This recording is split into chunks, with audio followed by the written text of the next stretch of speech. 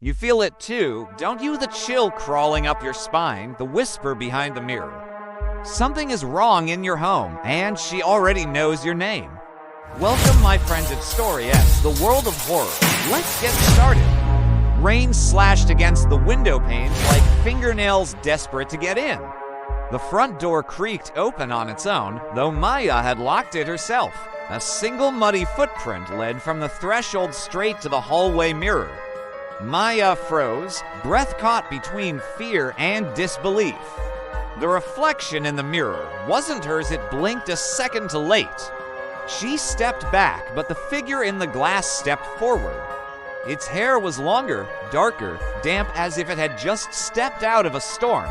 It smiled with Maya's lips, but the eyes were hollow, ancient. Maya slammed the mirror's curtain shut, heart hammering against her ribs. She called her boyfriend. Liam, voice trembling, but he laughed it off. Stress, he said. You've been working too hard. She hung up and poured a glass of wine with shaking hands. The kitchen light flickered once, then dimmed to a sickly yellow. A faint scent of lavender and decay curled through the air. Her phone buzzed Liam again, but the message read, "I'm already here." She checked the security app. No one at the door. Yet from the bedroom came the soft sound of humming. A lullaby her mother used to sing, long forgotten. Maya crept down the hall, gripping the wall for balance. The bedroom door was ajar, revealing a silhouette sitting on the edge of the bed. It wore Maya's nightgown, but the skin was pale, almost translucent. It turned its head slowly, revealing a face that was hers yet not. The doppelganger's lips parted, whispering, "You've been asleep for days." Maya backed away, but the hallway stretched impossibly long. The walls pulsed like living flesh beneath the wallpaper. Doors multiplied on either side, each slightly ajar, revealing darkness. From one, a hand reached out her hand begging silently. She ran, but her legs moved through syrup-thick air. The front door was gone, replaced by a solid brick wall. Bricks made from old photographs of her childhood, faces scratched out. She screamed, but the sound was swallowed by the house. The humming returned, louder, now echoing from every room. The doppelganger stood behind her, breath cold on her neck. "You left me behind," it whispered. When you became her, Maya spun, but the figure vanished like smoke. She collapsed against the wall, tears cutting through the dust. A photo frame on the floor showed her at age 10, except the eyes were black. The date on the back read, "Tomorrow." She tore it open behind it. A key dangled from a rusted chain. It fit no lock she knew, yet felt familiar in her palm. The basement door creaked open by itself, exhaling a breath of rot. She didn't remember having a basement. The stairs descended into absolute darkness, each step groaning under unseen weight. She flicked her phone flashlight on, light barely pierced the black. At the bottom, a single chair faced a cracked mirror. On the chair sat a version of herself, bound in frayed ropes. This Maya was gaunt, eyes wide with years of terror. Her mouth moved, but no sound came out, only blood dripped from her lips. The reflection in the mirror was the doppelganger, smirking. Maya stumbled back, but the stairs had vanished. The walls closed in, whispering in her mother's voice. "You were never the real one," the voice said. "The switch happened when you were 6? A flickering projector lit the far wall home movies played in reverse. In one, a little girl with dark eyes was tucked into bed. Another showed a woman placing a different child under the covers. The real Maya, the one bound, pointed frantically at the key. Maya fumbled with the lock on a rusted metal cabinet. Inside lay a birth certificate, her name, but a different birth date. Beneath it, a scalpel stained with dried blood.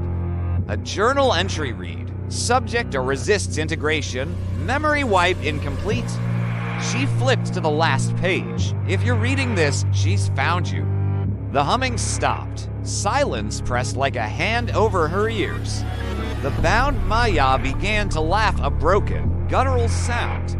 The doppelganger stepped from the mirror, holding a syringe filled with black liquid. "It's time to go back," it said. "You don't belong here." Maya turned to run, but the floor became glass beneath it. Hundreds of Majas, each trapped in a tiny room, screaming silently, pounding on walls. They all looked at her with desperate, accusing eyes. The doppelganger plunged the syringe into her neck. Cold fire spread through her veins, dissolving her thoughts. Memories not her own surged forward. Cold labs, white coats, needles. She saw herself being carried into a house, not her own. Saw the real daughter scream as she was dragged into darkness. The last thing she saw was her own face, smiling as she took her place. Then nothing. She woke up in bed, sunlight streaming through the window. Liam kissed her forehead. "Morning, love. You slept so peacefully." She smiled, running a hand through her hair, longer now, darker. The mirror across the room reflected her perfectly. But in the reflection's eyes, just for a second, flickered terror. She blinked. It was gone. She got up, made coffee, hummed a lullaby. The front door locked behind her with a soft click.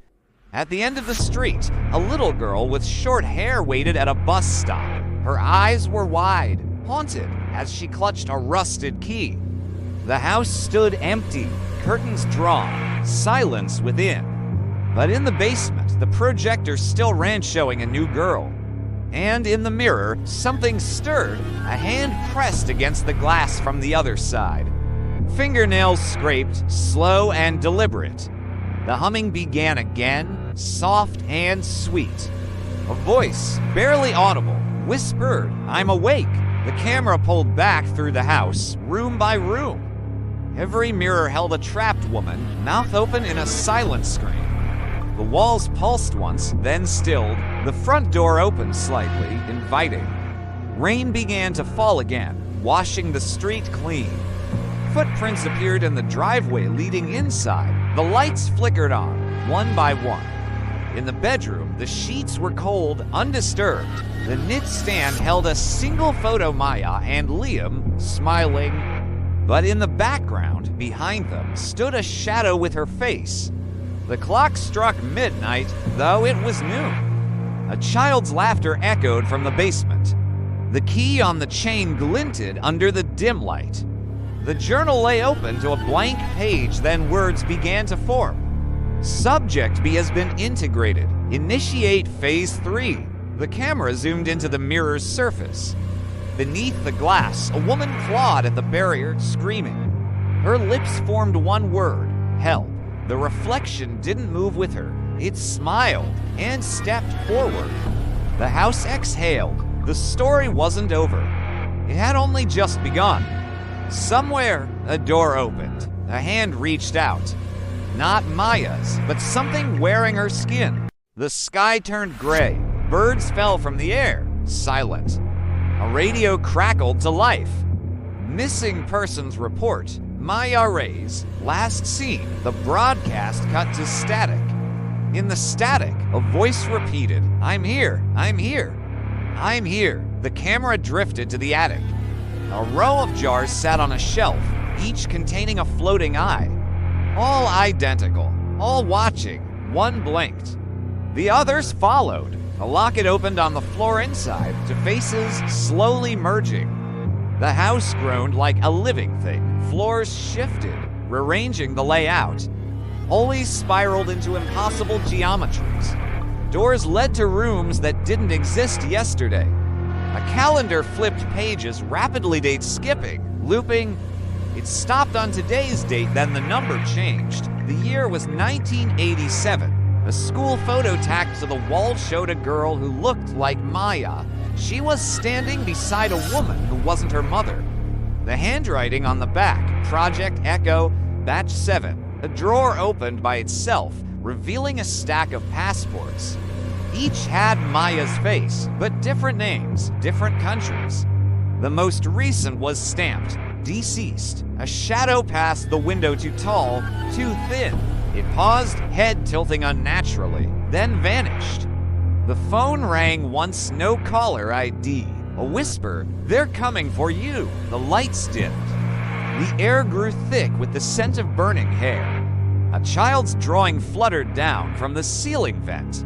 It showed a house with many eyes and a girl trapped in a mirror. Scrawled at the bottom, "Don't trust her reflection." Maya stared at her hands where the fingers always that long. She touched her face skin to smooth, too cold. In the mirror, her reflection didn't touch its face. It just stared, waiting. The kettle whistled, but she hadn't turned it on. Steam curled into the shape of a hand. It reached for her. She backed away, but the kitchen door slammed shut. The steam formed a face, her face mouth open in a silent scream. Then it collapsed into droplets, sizzling on the floor. The house fell silent again, to silent. No birds, no wind, no distant traffic, just the slow drip of a faucet. Each drop echoed like a heartbeat. She counted them 13, then silence. The 14th drop never came. Instead, a voice from the bathroom. "I've been waiting." The door creaked open. Steam fogged the mirror. Words appeared, written by an unseen hand. "You're not her." She wiped the mirror. Her reflection remained, smirking.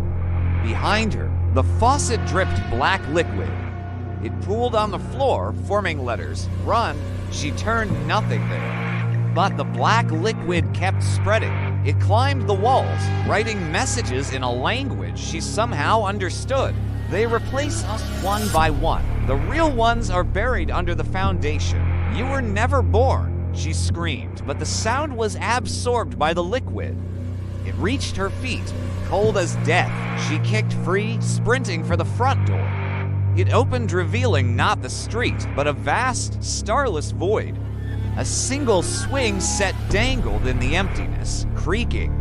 On it sat a child, her at age 6, rocking slowly. The child turned, eyes black, and whispered, "You took my life." Maya fell to her knees, sobbing.